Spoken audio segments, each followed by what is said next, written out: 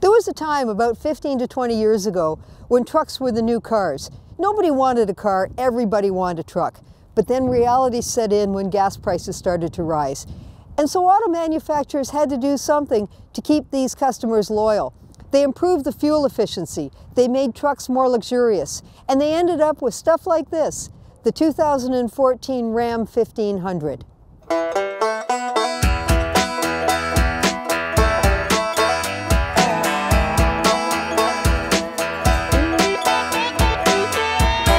One of the things that's really changed on trucks over the years is the interior.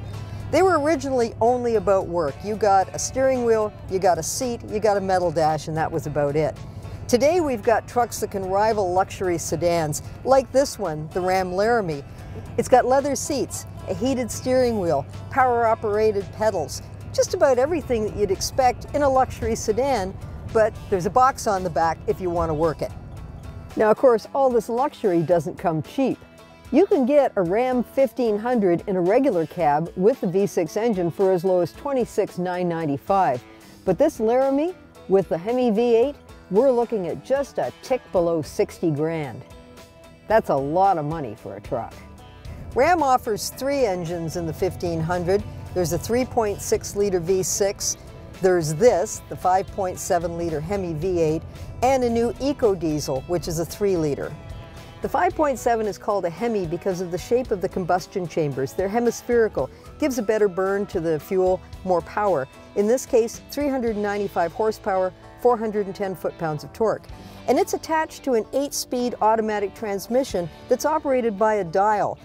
Okay, you might think that that's out of place on a truck, but once you use it, you'll be hooked on it. It takes up very little space and it's very easy to use. You don't even have to look down, just reach for it, give it a spin, you're in gear.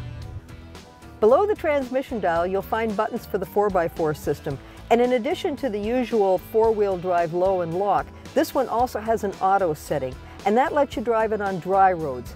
That's important if you're in nasty areas where you might be getting snow drifts and then bare pavement. You can leave it in 4-wheel drive and it'll get you through everything. A lot of people complain about trucks saying that they're thirsty, and some of them still are, but the automakers are doing all they can to improve efficiency. And on this 5.7-liter Hemi, it uses cylinder deactivation. 8 cylinders when you need it, and when you don't, when you're cruising like I am right now, it runs on 4 cylinders. This one is officially rated at 14.6 in the city and 9.8 on the highway. We've been averaging about 12.5 in combined driving, but keep in mind that's empty. You put a load in it, you put a trailer on, any truck is going to get poorer fuel efficiency. There's a lot to like on this truck. I think it's really good looking, and the interior borders on elegant. But the steering wheel's too fat. I know I have small hands, but it's too bulky. And the truck drives big. I feel like I'm in something that's bloated. Some of the competition, particularly the Chevrolet Silverado and the Ford F-150, feel a lot more nimble. I just feel like I'm driving something that's overall way too big. The instrument cluster on this truck includes an LCD screen, which gives you information on such things as your trailer gain, your audio, your trip computer, and what I really like about it is a digital speedometer that puts your speed right in the middle, so I can tell if I'm going into territory where I'm going to be talking to an officer. In this truck, there's a Uconnect screen, which is Chrysler's infotainment system. Gives you your navigation, includes a backup camera, has controls, but what I really like is that while I can get the heated seat and the heated steering wheel through the computer screens, I can also get it through buttons on the bottom. And this is the stuff that should be hard buttons, where I don't have to page through screens to find it. There's lots of interior space as well, 2 glove boxes, a large console box, open cubbies, basically an office on wheels, including a 150-watt outlet where you can charge up your laptop or other devices. Overall, all of the full-size trucks available today are about on the same level. They're all pretty good.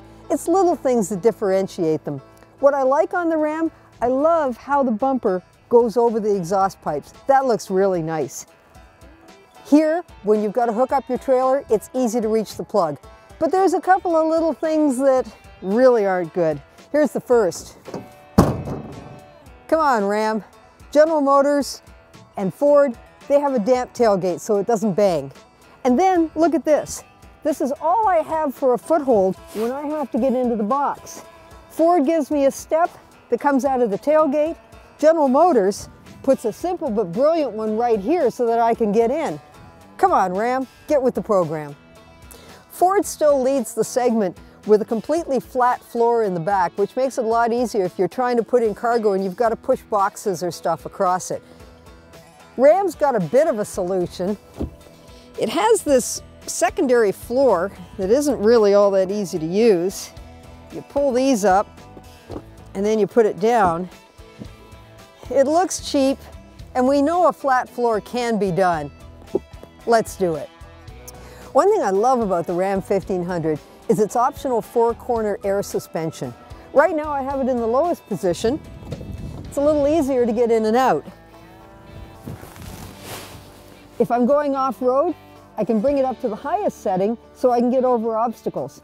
And if I'm trailering or if I have a load in the back, the system will automatically level it so everything is at exactly the right height.